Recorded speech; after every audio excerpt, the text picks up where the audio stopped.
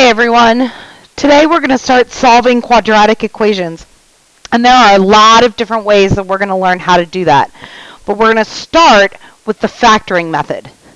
In this video you will learn how to solve a quadratic equation using the factoring method when a equals 1.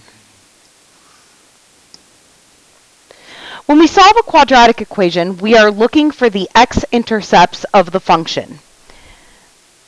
Where does the graph cross the x-axis? This quadratic equation has two solutions because it crosses the x-axis in two places. The two solutions are x equals 0 and x equals 4 because those are the x-coordinates of the intercepts. So in example 1, I've got a quadratic, and I'm familiar with the left side. We've spent a lot of time working with quadratic expressions. But now we also have an equal sign and a right side. So when we want to try and solve a quadratic with factoring, we're going to move everything to the same side of the equation and set it equal to 0. So essentially we're writing the quadratic in standard form. Ax squared plus bx plus c equals 0. And that's what we've got here. So we've got a equals 1, b equals 12, and c equals 32. Now think back to when we started factoring trinomials. We're looking for two numbers that multiply to make a times c. So in this case, it's 1 times 32, which is 32. Those same two numbers have to then add to make b, which in this case is 12. So I'm looking for two numbers that multiply to make 32 and add to make 12. Well, I don't know what goes into 32, so I'm going to try and use my handy-dandy calculator. So I take 32. I'm going to start with 1. Since 32 divided by 1 is 32, 1 times 32 is 32. But 32 plus 1 is not equal to 12. So I try again. 32 divided by 2 is 16. 2 plus 16 is still not going to give me 12. So then I try 3. Oh, nope, not even messing with that because I got a decimal. So how about 4? 32 divided by 4 is 8. So 8 times 4 is 32. Is 8 plus 4 12? Sure is. So our factors are 8 and 4. Okay. So when we first learned how to factor, I showed you how to use the factoring by grouping method, where we would take the 12x and rewrite it as 8x plus 4x. And we'd bring down our stuff that we had left over, and we'd split it into 2 and find our greatest common factors.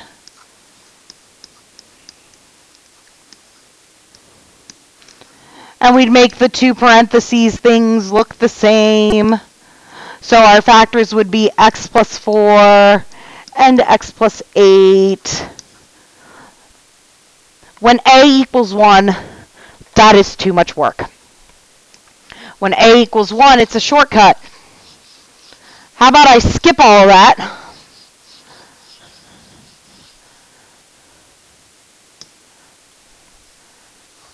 And I just set up two binomials. Since a is 1, I know that my first pieces are both going to be x. Because both of my signs are positive, I know that my factors are going to have positive signs in them.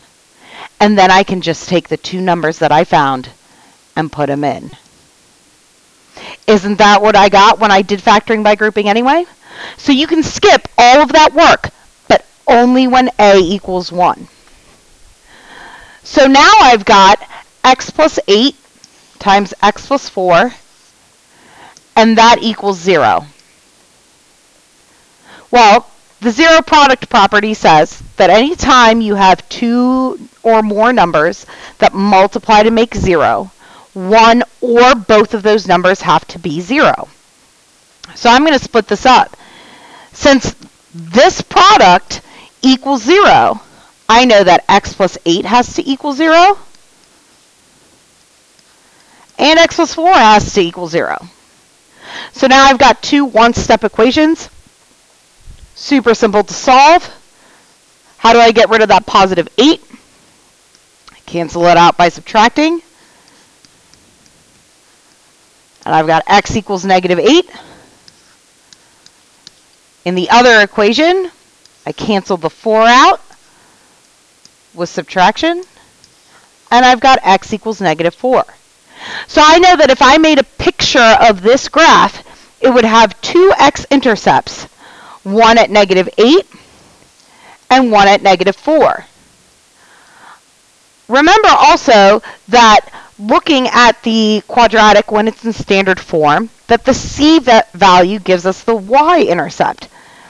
And the number in front is positive, which means that my parabola would open up. So, roughly sketched, this is what my parabola would look like. One x-intercept would be here at negative 8, and the other one would be at negative 4. Okay? So we're going to try it again. Except this time, I don't have everything on the same side already. So I need to actually do step 1, which says, write the quadratic in standard form. Move all variables and constants to one side. So I'm going to draw my dividing line, and I'm going to move this 36 to the other side. Well, these will cancel out, and that'll leave me with 0, which is what I want. And then I've got x squared plus 13x plus 36. Remember, you can't combine that 36 with anything that's over there because both of the other terms have x's in them. So then I look at step 2 and it says look for a greatest common factor. Is there anything that divides into 1, 13, and 36? Nothing except 1, so I don't have to do a greatest common factor. So I'm going to try and factor this. All right? So I'm looking for two numbers that multiply to make a times c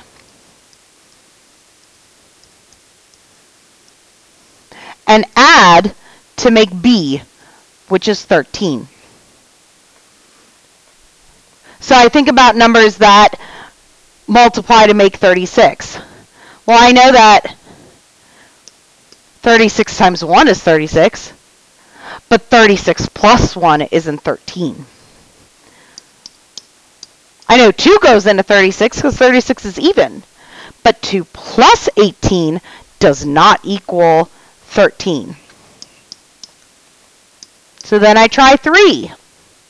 Well, 3 goes into 36, but is 3 plus 12 13? Nope. So then I try 4. That goes into 36 too.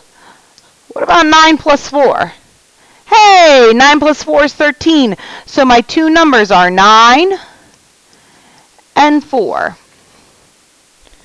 So I'm going to take my trinomial and I'm going to split it up into 2. They each have an x because a is 1. They're both going to have plus signs because both of my signs are positive. And then instead of writing 36, I put in my 9 and I put in my 4. So x plus 9 times x plus 4 is equal to 0. So I'm going to set each piece equal to 0. And I'm going to solve for x.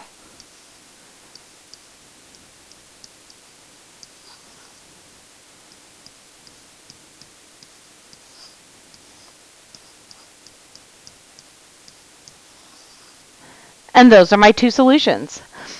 This quadratic, when in standard form, if I graphed it, would have two x-intercepts at x equals negative 9 and x equals negative 4.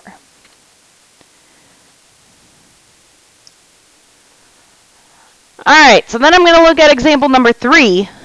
In example number 3, Again, I don't have everything on the same side, so I draw my dividing line.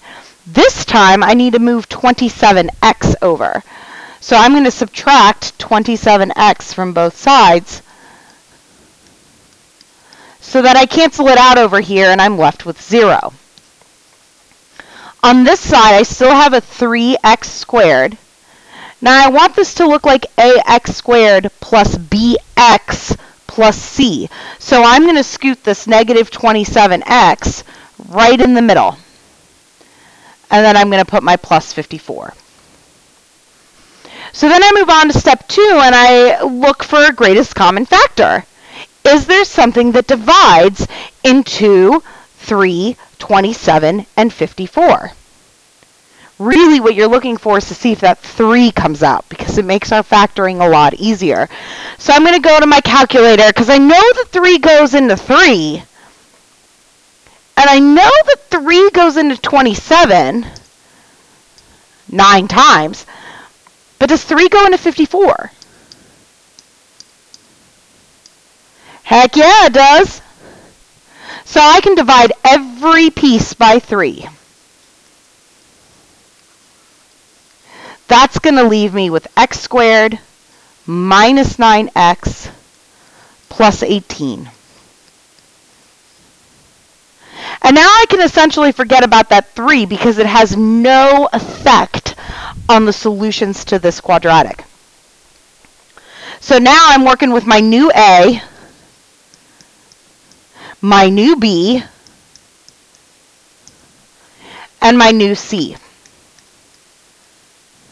Because I've got a negative in the middle and a positive in the back, I know that I'm looking for two numbers that multiply to make positive 18 and add to make negative 9. Well, in order for two numbers to multiply to make a positive, they either both have to be positive or both have to be negative. So when you see a negative and then a positive, our factors are going to both be negative. Okay. So I'm looking for two negative numbers that multiply to make 18 and add to make 9. So I'm going to take my positive 18 and I'm going to divide it by negative 1. Negative 1 plus negative 18 is not negative 9. So then I'm going to take my 18, divide it by negative 2. That gives me negative 9, but negative 9 plus negative 2 is negative 11. So then I'm going to take 18 and divide it by negative 3 and add those two together. Hey, I get what I want. So my two factors are negative 3 and negative 6. So I can break that trinomial into x minus 3 and x minus 6. And that is equal to 0. So then I want to solve this for x. That 3 essentially is arbitrary because my very first step would be to divide both sides by 3. Well, 0 divided by anything is just 0. So I still end up with x minus 3 times x minus 6 equals 0.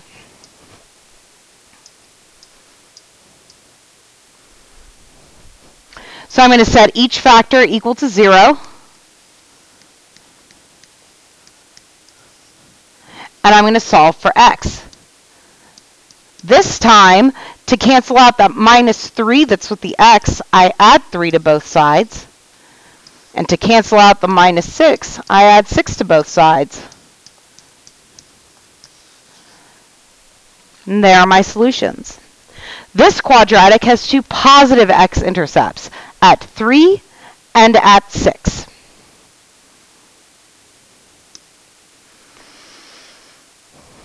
All right. In this case, I don't have a greatest common factor. Every everything is on the same side. So everything is on the same side. It's equal to 0. Step 1 is taken care of. There's nothing that divides out, and I know this because A is 1. Step 3 says to look for a special case. Now, I know my perfect squares, and I know that 49 is a perfect square. And because I've got a negative here, I know that both of my numbers have to be negative. So I check. I know that 49 is 7 times 7. So if they were both negative, like my problem says, I'd still get positive 49. What's negative 7 plus negative 7? It's negative 14, which is what I want. So my factors are negative 7, negative 7. So I've got x minus 7 times x minus 7 equals 0. Now I don't need to set both of them equal to 0 because they're exactly the same. X minus 7 equals 0. And I add my 7 to both sides. X equals 7.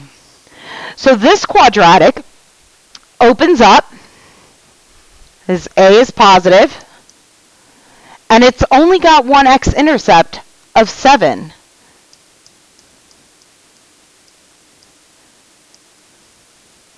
That means that the vertex is the same as the x-intercept. So this parabola touches the x-axis in one spot.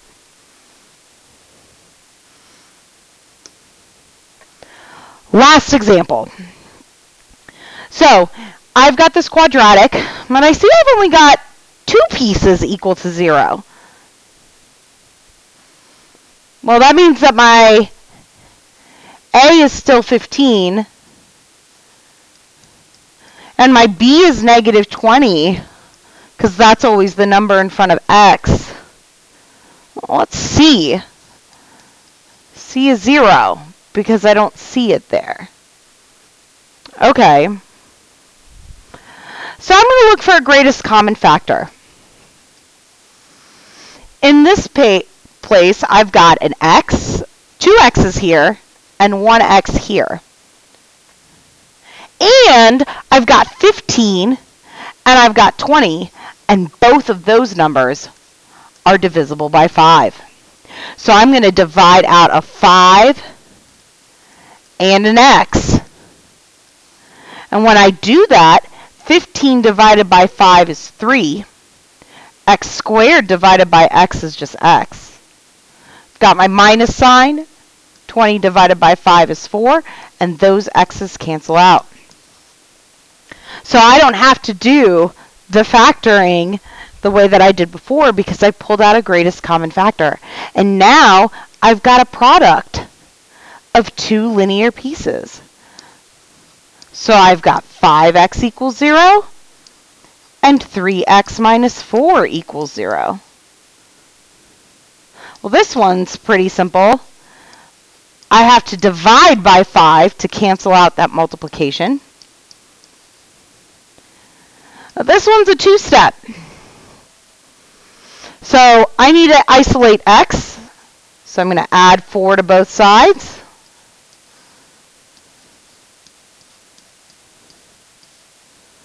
And then I'm going to divide both sides by 3. And I'm not going to freak out because 4 is not divided by 3. Because all I have to do is rewrite my answer. And this quadratic has 2 x-intercepts, 1 at 0 and 1 at 4/3, which is a little bigger than 1. So you've got 5 problems that you're going to try on your own. I want you to complete them and then make sure that you have them checked before moving on.